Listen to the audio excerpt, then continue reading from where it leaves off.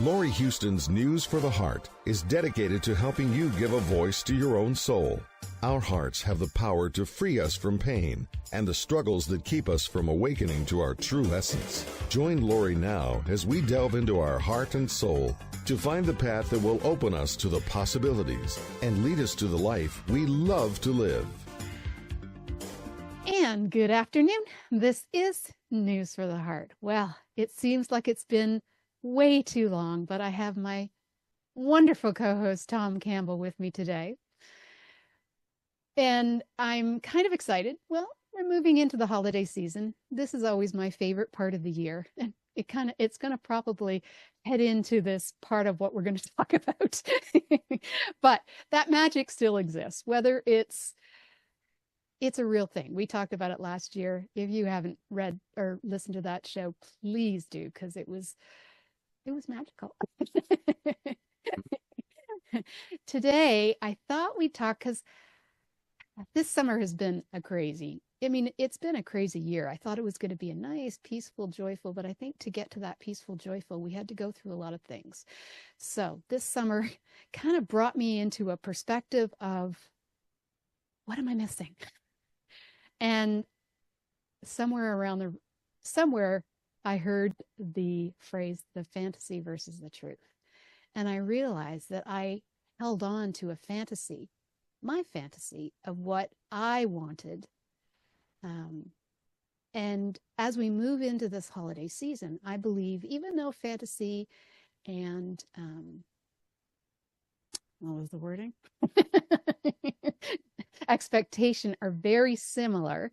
I think that for me, I don't know if it was just hearing the word fantasy, but it sparked something in me to realize that, oh my, I've been holding on to something that may or may not be important to me, especially if I'm trying to create something with someone else. But it became really clear that the fantasy I held was not the same as my partner's. And it was, once I realized that it was part of the story that I've been holding on to, part of that fantasy of what we see in media and just what I'd experienced in the past, I was holding on to it. And it's like, wow, it was a great impact in my life to see that, oh, wow, I was holding on to a fantasy instead of looking at the truth. And I think our egos love to do that. But it was just very interesting. So I thought we would touch on that because it's really, really relevant to the holiday season coming up, because although we do have expectations of what the holiday is, we also have this fantasy of what the holiday should be or what we want it to be, which is very ego driven.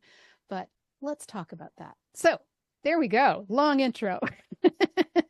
Now I can bring Tom in and he can talk for the rest of the show. Yes. Welcome, Tom. Yeah, well, thank you, Lori. It's glad to be here. I miss it when we don't have these talks together. They're always very interesting, and I think they tend to be very helpful for people, at least from the comments. Yes, they are. The thing you bring up, of course, is a very important way of looking at a problem. And the problem is that reality isn't the way we want it to be. That's a problem. And in our minds, we have a way that we think it should be. The right way, of course, which is our way, what we want. That's the right way, and we can justify why that's better for everybody. But we have this idea of what the future should be like, and mostly it's near future, like the things that are going to happen today and tomorrow and the next day, or the way a relationship is going to turn out. And we have some idea of, these are our hopes. We hope it's going to be like this. We hope the relationship's going to be this way or that way. But those hopes, of course, are based on our own limitations, our own experiences, the things we read, the things we see in the media. They're based on the stuff we learned when we were 12 and 13 and 14 about, what good relationships look like, or are they impossible?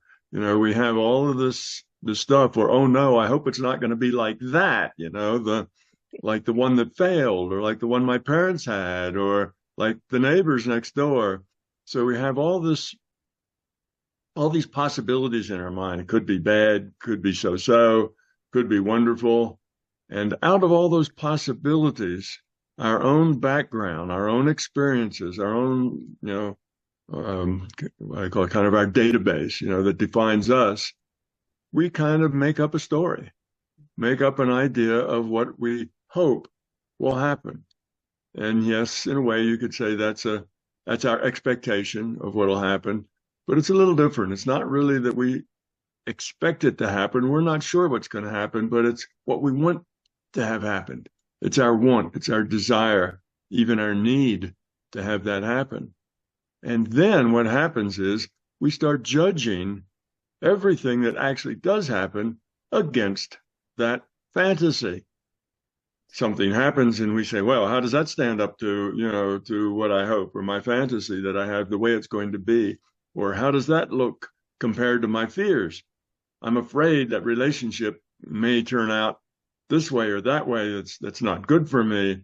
And do I see that? So we're trying to read the signs as we go. He did this. Well, does that mean that, and now we get a little nervous because that might be a bad sign, or he did that. Oh, that's a good sign.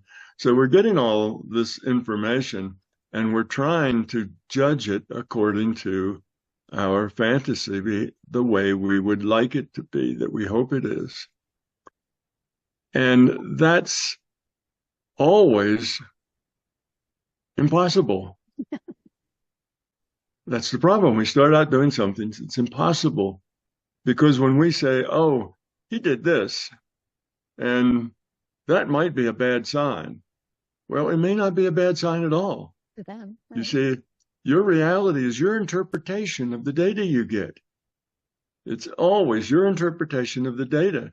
And if you're poised, looking for somebody to do this, and that's a bad sign, well, you're almost certain to find the this that you're looking for, because you're looking for it.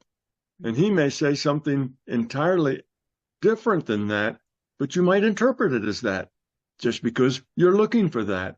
So see, that biases you to failure. Yeah. That biases you to failure. You are going to come to judgments. Oh, good sign, bad sign. Oh, I like this, I don't like that, based on your interpretation of what this other person means by a word or a gesture or a saying. May not be what he means by it at all, you see. So instead of getting all wrapped up about what the future is going to hand to us and trying to judge it and trying to analyze it before we've even experienced it, is a problem. The way life works, the way life should work, is that stuff just happens. But you're just open to it. You're not judging it. It just happens. And you have feelings about the way it happens. Okay? And then you deal with it. And you deal with it in a positive way. So if you hear something that is a little like, uh-oh, then the way you deal with that is to ask a question. Did you mean such and such? Are you feeling like this? I just, from what you said, I'm wondering, what really are you thinking and feeling about? Could mean different things. So you ask a question. Now you've got an answer. Okay. And you can explore that. Maybe you can talk about it for 10, 15, 20 minutes, but you end up then with resolution that's true, not fantasy that falls out of maybe some bad experience you had 20 years ago, that he said something that sort of sounded a little familiar to that, and now you're off already on looking for the negative. And you will always find whatever you look for, because you will interpret whatever you hear in terms of what you're looking for. That gets everything messed up. So the way to approach life is to not have any expectations, not have any fantasies. Don't go in looking for it to be this way or that way. It just is the way it is. And you need to find out the way it is. That's important to know the way it is. But you won't find that out by comparing it and judging it according to your fears and your fantasies. That's setting yourself up for failure. So you don't judge it. You just experience it the way it is without judgment. And where something hits you as terrific or as not so good, ask a question. Explore what was just said. Don't jump to a conclusion based on some, fear that you have about it all going bad, and you want to make sure that you catch it so you don't get stuck like you did the last time. You say that's fear, and that will color all of your thoughts about that. And you will be putting words in this other person's mouth, meaning to those words that were never intended. So you come in and just say, it is what it is. We'll find out. No expectations. It's just, let's find out. So you have conversations and you talk, and something comes off that seems a little off. Discuss it. Ask him what he meant by that. What is the meaning of that? And most of the time, you'll probably find it wasn't at all what you were thinking about, because you tend to jump to conclusions that fit your preconceived notions. And most of the time, you're wrong, because you're judging other people according to your past. These other people have their own past, and they're making up words and saying things that reflect their past, which you really don't know that much about. So when they say something, it's a reflection of something that happened in their life, and you're judging it as a reflection of something that happened in your life. And you can see that you're mostly going to be wrong, because you're getting something relating to something else other than what you're relating it to. So that's the key here. Don't come in with any fears or even any hopes. Just come in to say, let's find out what this, this is somebody that you don't know that well, you're getting to know, and you just let it be. And you question things that give you pause, or if he does something that's just really neat that you like, you can say, oh, you just said such and such and whatever. And I really like that. That really, that hits me really, really well on the spot. That makes me feel good. Let him know what you're thinking, because this guy, he's trying to figure you out, just like you're trying to figure him out. And if you explain to him how those words made me feel good, these words worry me, because back in my past, this and this and this happened, and that's why those words worry me a little bit. Then let him explain how he meant it, because in his past, those words were really happy words that saved the day. So then you talk and you learn and you grow together. Your relationship grows, and it's based on real communications, not on each party judging the other based on their own history. That's almost, like I say, guaranteed to lead to a bad ending. Nothing will ever work right. And then you'll think, oh, gee, I just can't ever seem to meet the right kind of person. Well, you may be meeting the right kind of person and rejected them several times because of the way you were interpreting what they were saying. The other problem is that we tend to think everybody's like us. We tend to think other people feel the way we do, that they see things the way that we do, because we see it, of course, the way it really is. We see the truth. We see it the right way, of course. That's our way. It's defined as the right way, because if it wasn't the right way, we wouldn't see it that way. So that's the way we're coming from. And of course, other people do the same thing. They're judging everything and looking at everything from their own perspective. And the probability that those two perspectives are the same, and you're really talking about the same thing, and the words the words you're choosing to say are the words that mean what you want them to mean to him, that's very unlikely. And the reason it's so unlikely is you're a female and he's a male, or vice versa. It works the same way. Males and females don't think alike. They don't see the world in the same terms. The same words mean different things to them. They have different ways of being. And you won't notice that because you'll just take his words and interpret them from your perspective. And that's not what he intends. Or it might not be what he intends. You don't know. Right. So rather than think that you know what he thinks and you know how he feels, because he must think and feel pretty much the way you do, because everybody must, because that's the right way, and that's obviously the right way, and everybody should come to the same conclusions you do because you know what's right. Instead of having that kind of a thought, you need to just say, I really don't know. There's a lot about this person and I have no idea what they mean when they say words and where it's coming from. So let's just explore it. And then you have an open conversation. You hear something you don't like, talk about it. You hear something you do like, talk about it. Let them know how you see the world. Let them know how you use the words. Let them know where your sensitivities are, the things that frighten you and the things that please you and make you feel safe.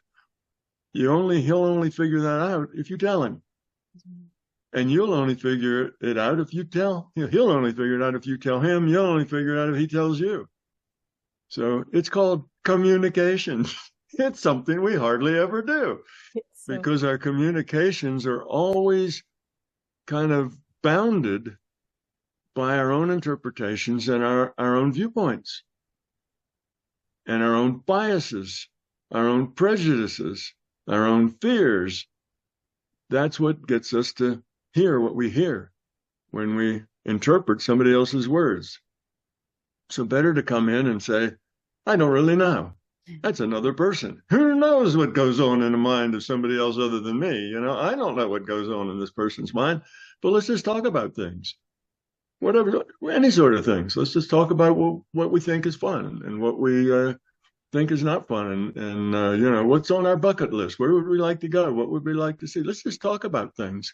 And in the process of talking about anything, you will find people expressing themselves, who they are. And if it hits you a little funny, explore it. Share your feelings about it. Ask him about his feelings about it.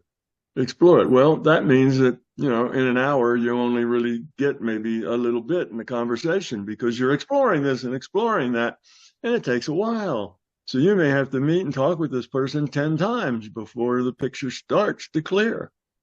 Maybe 100 times before it actually gets clear. It takes time to build a relationship.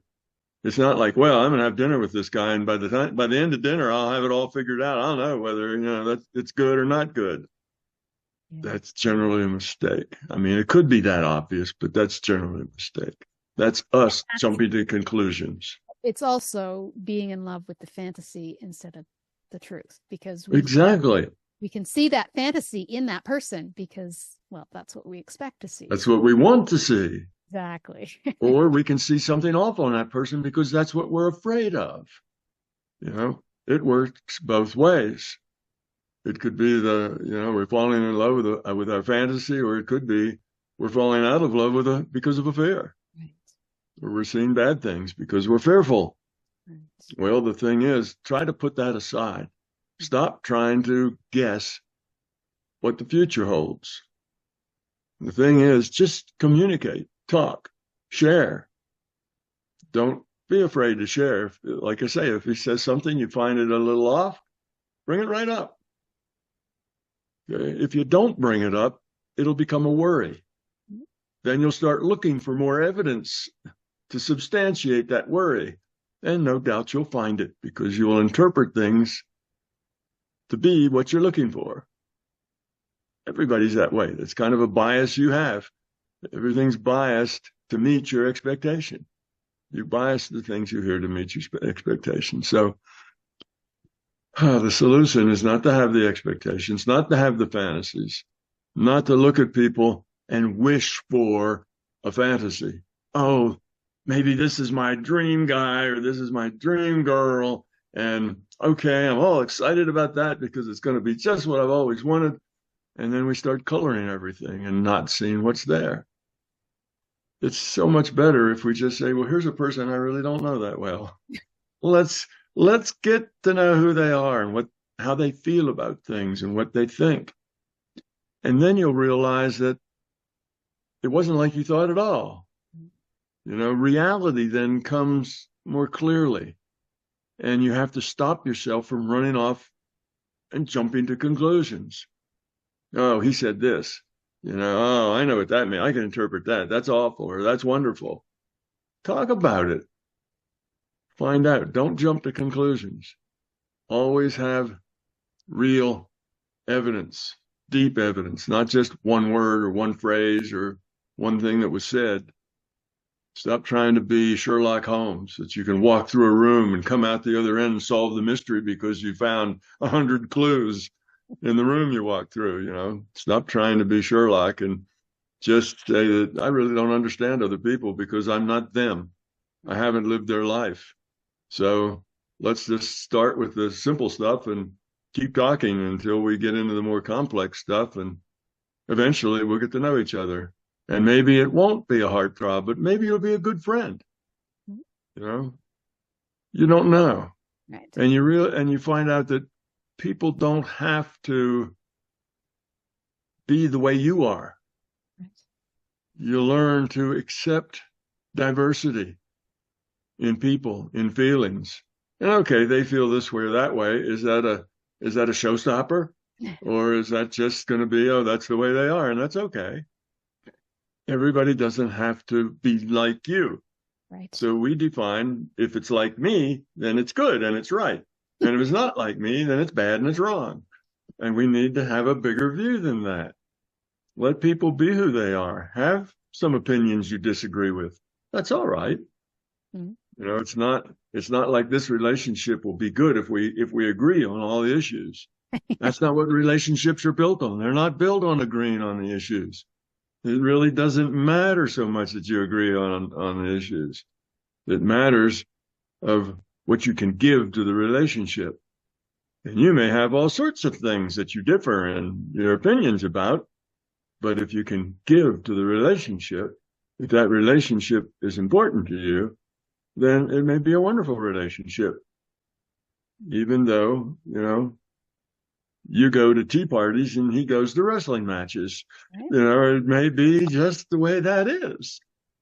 So it's you have to look at relationship from the standpoint of potential.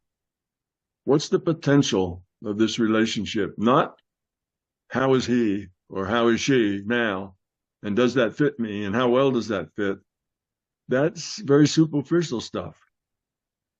What's the potential? Can you see yourself being with this person for a year or 2 years or 10 years or 20 years? Well, you can't answer those questions unless you spent some time talking with them and being with them and doing things with them and going to, events and things and concerts and movies and lectures and, watching movies and talking about the movie afterwards. You can't really come to a conclusion about the long-term potential until you've spent some time talking. And all the things that bother you are the subjects you must talk about until you get to the bottom of them, until you really clear them up. And don't be afraid to tell somebody, that bothers me. Right. And tell them why. It may bother you because of something in your past that most people don't feel that way, but you do because something in your past. Well, then you're going to need to learn to deal with that and realize that you've got that trigger, you've got that thing inside of you, but other people don't, and they're not aware of your sensitivity. So explain it to them. Don't just say, don't just get triggered and hope it doesn't happen again. You got to talk about it. So that's, it boils down to, most relationships boil down to communications. Right. Do you talk about everything, particularly the things you love, the things you don't like? Talk about them, work them out, see where the potential is. And that potential will maybe feel like it's getting less or getting more over time. Wait until you can tell, would I enjoy living with this person for the next 10 years? See if you can imagine that.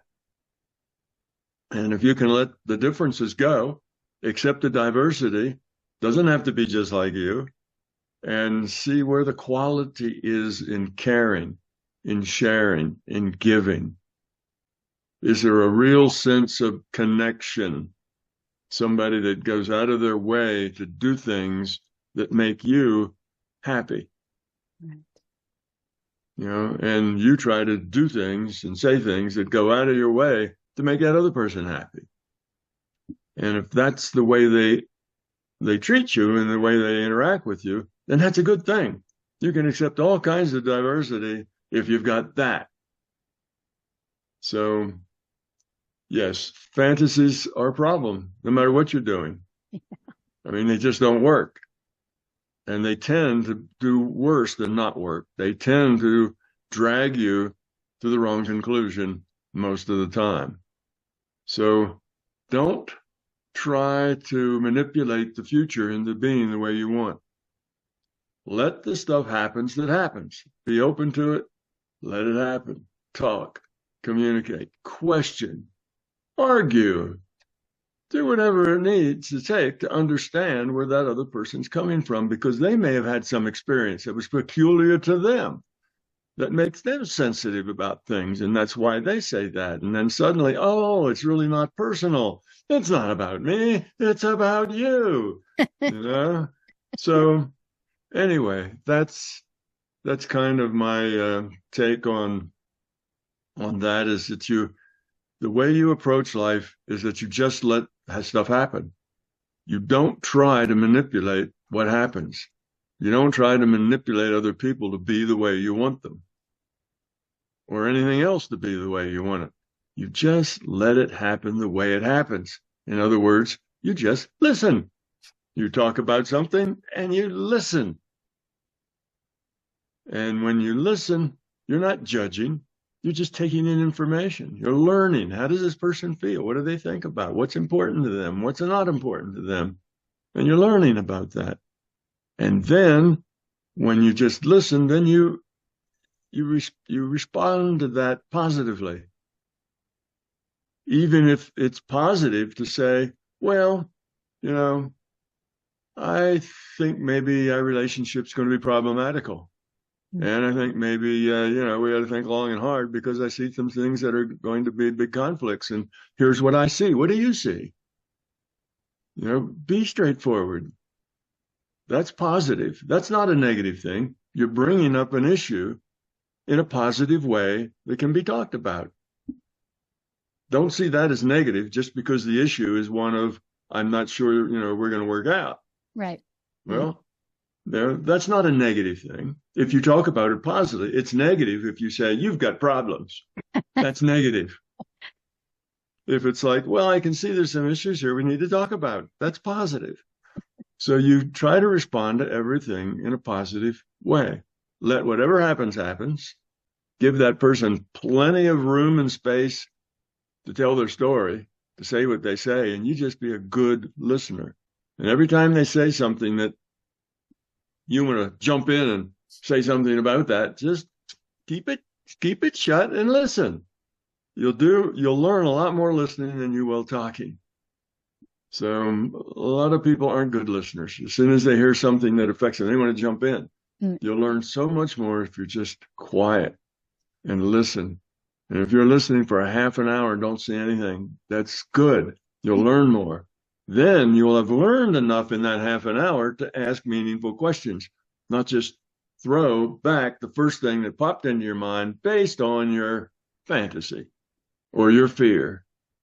Just wait and listen, and then you can talk about it. So it's, listening is a very important part of communications. It's not all about talking. It's about listening and trying to understand, and not so much jumping in and telling them what you think or how you feel, but asking questions about what do they think and how do they feel. And that's how you learn. Yeah. But we tend not to do that. We tend to insert ourselves every chance we have to tell somebody else about, what we think of what they just said. Mhm. And we don't really understand what they just said. We understand our interpretation of what they just said, but we believe that that's what they just said. Right. And that's not a good belief. That's often a wrong belief. So rather than jump in and take them to task or congratulate them or whatever you feel like, just listen and ask questions. That's much better. You'll get a lot more and you'll come to truth a lot more quickly if you don't keep jumping in and saying, yeah, but I think this. Well, shh. Ask a question. Don't tell them what you think. Ask a question. You can tell them what you think after you've let them explore what it is they're trying to tell you. Because often the conversation the conversation starts and it wants to start here and it wants to progress down to here. There's a point in that. And in a story that has a message or a point, but it starts here and here, bip, it gets sidetracked because somebody threw something in, and then it starts off in that direction, bip, it gets sidetracked, then it starts going up there, and it bip, gets sidetracked. And your conversation is doing this. An hour later, nobody's ever said anything important. Nobody's been able to tell their story. Nobody's been able to explain themselves or how they are, the feelings they have, because it's always just bouncing around from one place to another. So you never get to that point that was going to be made at the end of the story about this person and about their feelings. So that's another thing. Just listen more, talk less. You'll be much wiser for the listening. Talking doesn't make you any wiser at all. And it usually doesn't make the other person that much wiser either, because they're judging you based on everything you say, based on them thinking that you're just like them and have the same experience in your background that you have. And all of that is just wrong. It doesn't work. So be open. Don't come with a fantasy or a wish because you need it. I need this relationship to be good. I've had a bunch of bad relationships. I don't want another bad relationship. I need it to be good. And because of that, you're just poised looking for something bad. Mm-hmm. And you'll find it because you're looking for it. Mm-hmm. You'll find it all over the place because you'll interpret it because that's what you're afraid of. And you'll find your fear in there. So offload all of that stuff and say, new person, let's find out what's inside. Then be quiet and listen when they talk. And then when you talk, share. Don't be cagey. Don't try to manipulate. Just share how you feel about things. What you want, what you don't want. Tell them who you are. That'll help them tell you things because they'll know better the things that they can talk about or the things that are meaningful to you and the things that are not. So honesty, open, sharing, those are the ways to end up with a good relationship with somebody, or to know that you don't want a relationship with that person. Right. Or maybe you still are on the fence and got to talk some more. But you'll come to those conclusions better, if you come in with no preconceived notions, no, I need it to be this way. I want it to be this way. Oh, please be this way. Be a nice person. Don't be self-centered. Don't be greedy. Don't be, I don't know what's the word I'm thinking about. Aggressive. Don't be obnoxious. Obnoxious. Don't have strong opinions. Don't be any of those things. And that just sets yourself up to find all those things because you'll be ready to jump on it when you hear it. Right. And that may ruin a perfectly good relationship that could have happened if you weren't negative because of your fear. Right. And your interpretation, or weren't over positive because of your need and your hope. You can make mistakes on both ends. So best to not start with hope or fear or fantasies or even expectations, and just listen and find out. And every time you think you've got to something that's important that you need to know more about, ask the questions. Keep asking them until you come to an informed conclusion. Not one that you jump to because of your need and your want or because of your fear. So again, our fears, our ego, our beliefs will ruin our life if we let them. All those things are things that will not help you find peace and tranquility and happiness. You have to find those things by getting rid of your fear and your ego and your beliefs. And we jump to beliefs all the time. Those jumping to conclusions is coming up with a belief. And like I say, most of the time it's probably wrong. Yeah. It's not even right, because it's very difficult to judge another human being. That's why it's not good to judge people. We judge everybody according to our own measuring stick, ourselves and our background, and because we think we know it all and we are the nearest person we know to perfection. That's just the way it's just natural that we think that way, because we do the things we do because we think that's the right thing to do. So therefore, we always know what's right. Right. It's whatever we've done. That's always been the right thing. So if somebody else is doing it differently, well, it's probably they're wrong. And that's not a good conclusion to come to. It's not a good reason to come to that conclusion. Right. Let people be whoever they are. Learn to like them for who they are, not dislike them for who they aren't. Right. So there's my there's my Right, so talk. What let's did I bring it do? all back to the holiday season. Okay. And I guess, the biggest part of the whole thing that you talked about with the listening aspect, so important. Everybody wants to be heard. And I think that's one of the big things, is that we get so upset because everybody wants to be, we feel like we're not being heard. Again, it could be something from our past. It's a fear for sure. But so yeah, listening, huge. It's like the biggest thing. It's almost the only thing my clients want, is just to be heard. However, let's talk about the holiday season. We have, again, these expectations of what we want the holiday to be. I liked how we sort of talked about this before, and how you talked about how expectation is kind of the now moment right now, where the fantasy is a little bit deeper. It's part of the story. When we want to enjoy our holidays. Obviously, the expectations of dinners and presents and all of that stuff gets very messy. We, again, have our own prejudice, judgments, things that we want that are coming, or from our past that didn't happen, that discouraged us. So how do we make this season a happier season? And I know we've talked about it before, but just to get into that magic part without falling into the fantasy of what the Hallmark movies show as the perfect holiday or the perfect relationship. So yeah, how do we navigate the holidays so that we can make this a wonderful holiday based on truth instead of our fears or our fantasy? Yeah, well, it's all the same things we just talked about.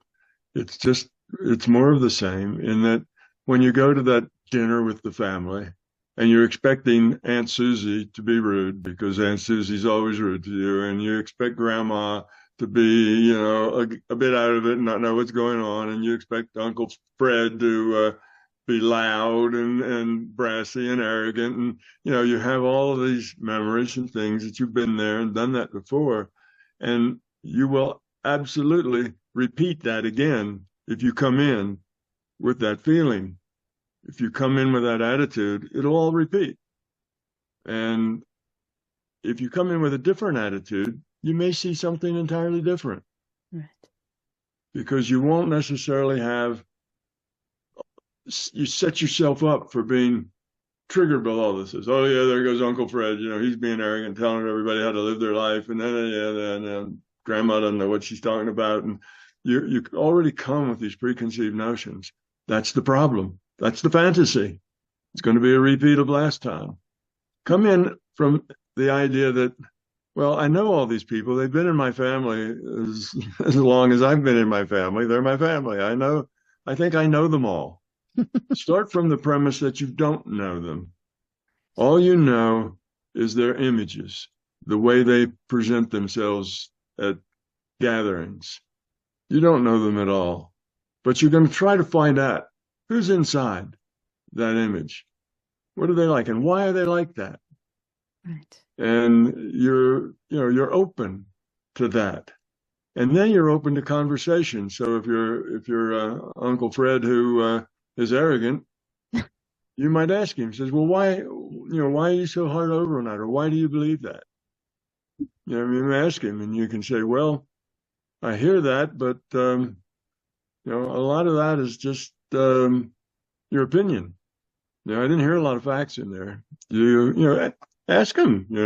Be honest. And if he doesn't want to talk to you anymore because you're being straightforward and honest with him, well, then that's a plus. Okay, that's a win. If he actually does start talking to you and telling you things more real than just the bluster that he always does, well, then that's a win too. Or if he just goes back to the bluster, then maybe that's all he's got. But you can at least explore some of that and see what's inside. And you'll probably find that what's inside is everybody sitting at that table are all acting out of their fears. They're all acting out of their own stories, mostly being pressed by their fears, their egos, and their beliefs. And that's where they are. And then you have to have some compassion for them because they are trying real hard to deal with those fears. Okay, they have a fear that they're not likable. So now they're overbearing, trying to, make up for that fear. Or they have a fear that they're not real smart. So now they're trying to convince everybody that they know what they're talking about. So realize that most all the people that are around you all the time, whether it's at work or with your family, mostly they interact with their fears. Right. And start thinking about what are their fears? What are they afraid of? What is it that's driving them to be and act the way they are and the way they're acting? Why do they feel that way? And if you kind of take it on a mission to actually get to know them, then you'll find it's very different. You'll actually be able to sit down and talk to them and have a pleasant conversation. Because rather than talking to their image, talking to their what they present themselves in a social situation, here's my persona. When I get in a social situation, this is what I do. And instead of talking to that, you can actually talk to who's inside. The little man inside is working all the levers. You get to talk to him or her, and that's a totally different story. Because if you can get past that persona, that image that they have of themselves, most all of that is just them trying to have strategies to deal with their fears. Mm-hmm. If you feel that people don't like you very much, then you'll either be very reserved and not say much and kind of hide, or you'll be very boisterous and bigger than life, trying to kind of overwhelm people. You're either the shrinking violet or you're the bully. They all come from the same source, and that's fear. And whether you're the shrinking violet or the bully just depends on the strategy you choose to deal with that fear. But they all start out with the same fear. And the rest is strategy. So think of all these people sitting around a table, and they're all working their strategies to deal with their fears. Try to understand what the fear is. What is it that's driving them? What are their issues? And then be gentle with them around that issue. Take it seriously. And they will suddenly stop being the big blustering, arrogant person and actually sit down and have a conversation with you because you're being real with them. But think about it now, a room full of people, whether they're all coworkers or whether they're all your family sitting down at Thanksgiving or Christmas or whatever, think about them as people who are putting on a show for the occasion. trying to be social, trying to what? Present themselves in a way they think is going to be best to the other people. It's a presentation. It may not have anything to do with who's inside. It's just a presentation that they think will serve them best. But if they're working at from a fear, then it's a presentation that will serve them worse, because we always do things that make our fears come true. If you're afraid people don't like you, then you will act in such a way to make people not like you. That's just the way it works. So think of it from a different viewpoint. Just listen. Don't have so much to say. And every time somebody says something that you could throw in a quip or an anecdote or anything, just don't do that. Listen to people and see if you can't understand who they are. And then if you get a chance to talk to them about who they are, or ask them questions or something. And you'll find out a whole new relationship will start there that you never had before, because all you did is your persona interacted with their persona. And that often doesn't work well, because the persona is not a real being. It's just a front.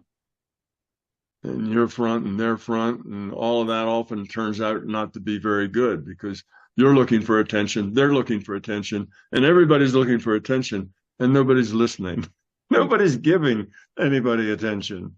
Everybody's just demanding that they have attention. And there's a conversation, and you see an opening where you can jump in and say something clever. So you do, because then you get attention, and now you are seen as clever. That's a clever thing to say. You see? And everybody's vying for attention. Look at me. I say smart things. I say clever things. I say deep things. I say meaningful things. Yes. I have a big viewpoint, and everybody's trying to throw themselves out there in a way that the other people will think is positive. And what they're mostly doing is acting in a way that nobody really likes. And they don't realize that. The strategies to get through fears always create what you fear. Mm-hmm. So that should be a challenge to people. Just start it off without a whole, yeah, I know there's going to be this and there's going to be that, and going to be that. Just listen to people. Right. And ask some pertinent questions about them, rather than when you open your mouth, it's all about you and your cleverness and the things you've done and the things that you know. Well, let me let everybody know how much I know about this subject. Let that go. You don't need to demonstrate yourself to the other people. Just listen to them and see what matters to them, and bring a real conversation around to that. Now, right away, you'll be suspect. Everybody, I don't know, what's she all about? What's going on there? She just got a job as a reporter, or what's going on here? But as long as you're nice in the questions and things that you ask are polite but meaningful, then everybody will like you. And you'll be the one that says the least. Because the more you talk, the less people will like you. Unless you're being yourself and you're not working to an image, which most of us aren't. Most of us are not that authentic. We say what we think will play well in the situation, to our coworkers or to our family, whatever else, and we want to show up well. So we say those things that show us up well, show ourselves off. And we don't listen really to anybody else. We're just waiting for an opportunity to say something learned or clever or insightful, so that everybody will know how clever and insightful we are. So, and everybody's doing that. That's why it's a big jumble and nobody gets much satisfaction, because everybody's so busy displaying themselves to the others that nobody's actually listening. Nobody's actually, nobody's aware how clever you were, because they were in their mind. When you say something clever, they're thinking, what can they say that's just as clever? True. You see? In other words, instead of listening to people, you're constantly making up your own story of what you're going to say, how you're going to present yourself. And then nobody's really that happy with the arrangement because nobody listened to anybody except themselves. So, That's almost what happens at the, how did you know? yeah. I was going to say, what we should do, we should all just take one person, and the one person that maybe we have, I don't know, the most confrontation, and just sit with them. But then I thought we can do that and we can have a great conversation. But the chances of it being us that is what triggers them is probably pretty low. Probably what triggers them is somebody else, their spouse, their child, Yeah. their mother, right? Like it's an interesting dynamic, because we all want to be loved, we all want to be heard, we all want to be seen. But when we come into a family situation or a work situation, they're very similar in different ways, because we don't know our cohorts the same as we know our family. But we all, we may find out the problem, and the problem may be somebody else. And then then what do you do? Well, then you got it. Then it kind of becomes a cycle of, okay, who do I talk to next? But yeah, the listening and just sitting there would be a whole lot nicer than trying to be smarter, or, oh, here, I have a much more clever response to that. But yeah, it's a tough one, because the family dynamics are set. They're things that we sort of expect. They're Right. what we think will But happen. you have to realize that what they're giving you is their image.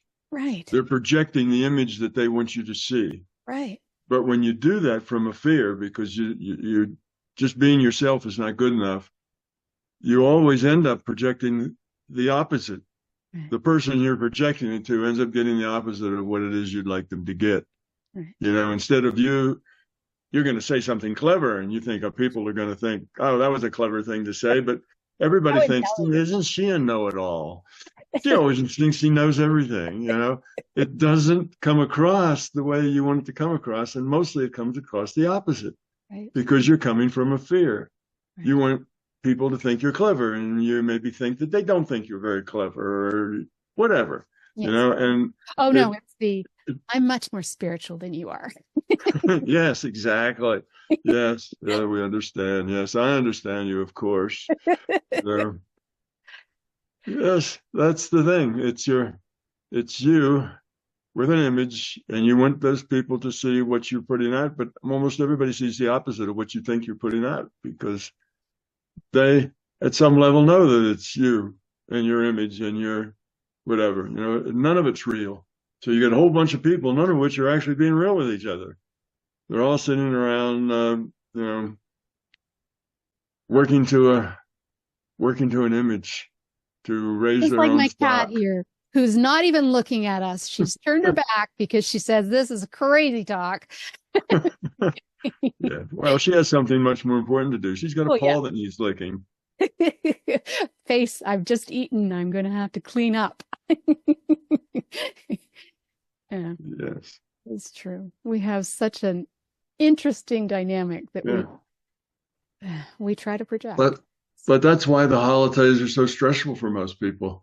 Everybody gets thrown into this social situation, and they all feel that they have to perform and perform properly. So if they don't perform well, then everybody else will talk about them, and the problems they're having. So everybody wants to perform for everybody else, and nobody's just being genuine and real. And when you sit with a bunch of people who are all performing, you walk away from that and you're glad to be done with it. Right. It's not exhausting. It's not like that's fun. Yes, it's exhausting. It's so exhausting. But if you just listen and you just are yourself, right. And you say when you really have something important to say, otherwise you don't, and try to give everybody the benefit of the doubt. Everybody is at the level of quality of consciousness that they've been able to attain up to this time. Don't expect them to be anybody other than themselves. And best just not to judge them at all. Just let them be And if you can engage people in meaningful, talk, then fine, you can do that. But if you can't, just listen, learn, see if you can't walk away from that dinner smarter than you were when you went in. Learn something about yourself and other people. It's that's part of our education is to listen. Yeah. And we get back to a lot of the same things we said earlier.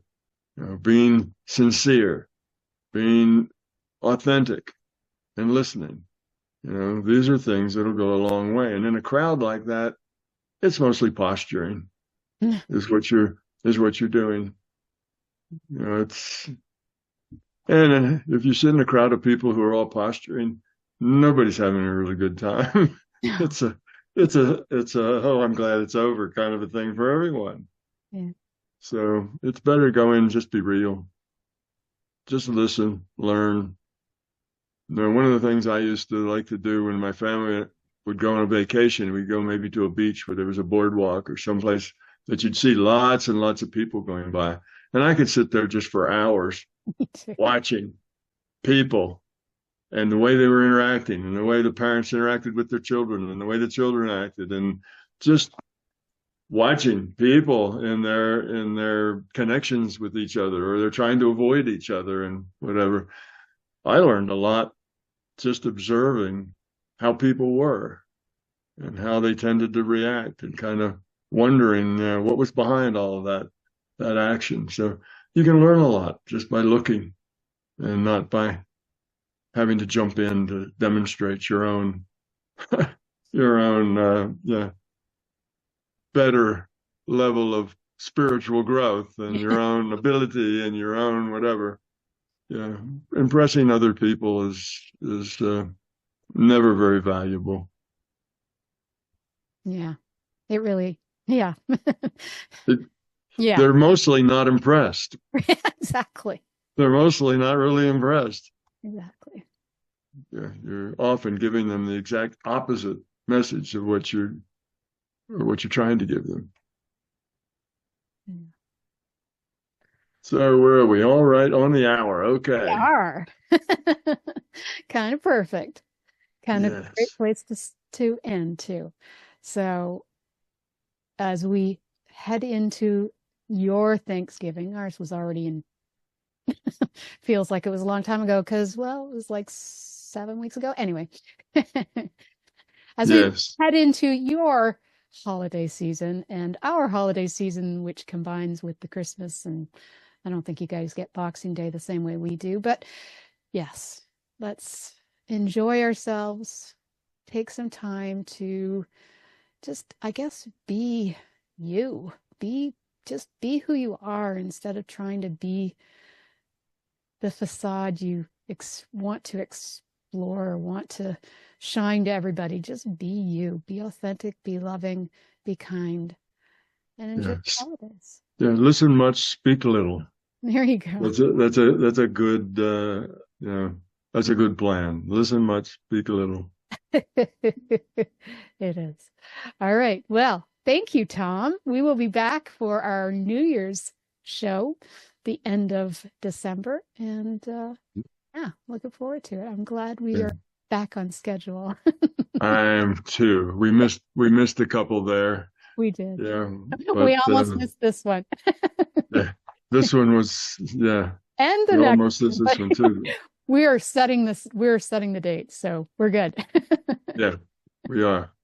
All right. Thank you, Lori. I appreciate your company and the time we get together. It's always fun, and hopefully it's also always helpful to people if we give them a little insight to their own behavior and the behavior of others. That's good. So folks, leave us a comment when you watch this show.